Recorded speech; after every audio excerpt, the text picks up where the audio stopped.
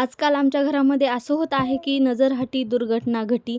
तर मी असं का म्हणत आहे ते तुम्हाला पुढं सांगतेच. त्या अगोदर माझं रुटीन शेअर करते. तर सकाळी सकाळी बिना अंघोळीचीच रियाला देवपूजा करायची होती. त्यानंतर मग आम्हा दोघी मायलेकींचं हे असं ब्लॉग शूट करणं चालू होतं. म्हणजे कॅमेरा सुरू झाला की रियाला लगेच यायचं असतं, ते तुम्हाला माहितीच आहे.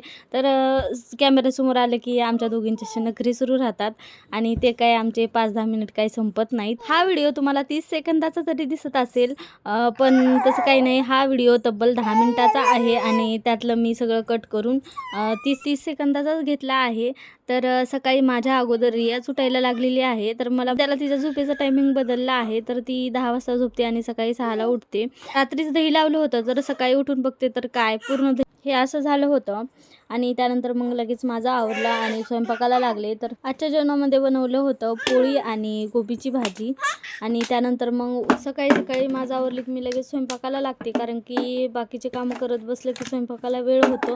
रिया सकाळी 6ला उठते. त्यानंतर मग ती लगेच 9-9:30च्या दरम्यान झोपी जाते. तर तोपर्यंत मी सगळी कामं करून घेते आणि तिनं झोपली नाही तोवरच लगेच दादूची उठायची वेळ होते.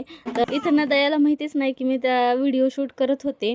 त्यांचं मस्त निवांत पाणी पिणं सुरू होतं. व्हिडिओच्या सुरुवातीला मी म्हणले होते की नजरहटी दुर्घटना घटी. तर त्याचं कारण हेच, कारण की ह्या दोघांना जर एकटं सोडलं की हे दोघं जण असं काहीतरी करून ठेवतात. तर ह्या दोघांचे चेहरे बघा, तर इथं सुद्धा त्यांचं काहीतरी आगाऊपणा करायचं सुरूच होतं. तेवढ्यात मी बघितलं, म्हणून ह्या दोघांची रिॲक्शन अशी काहीतरी होती. चला जाऊ द्या, हे तर आमचं दिवसभराचं चालूच राहतं. चला बाय बाय.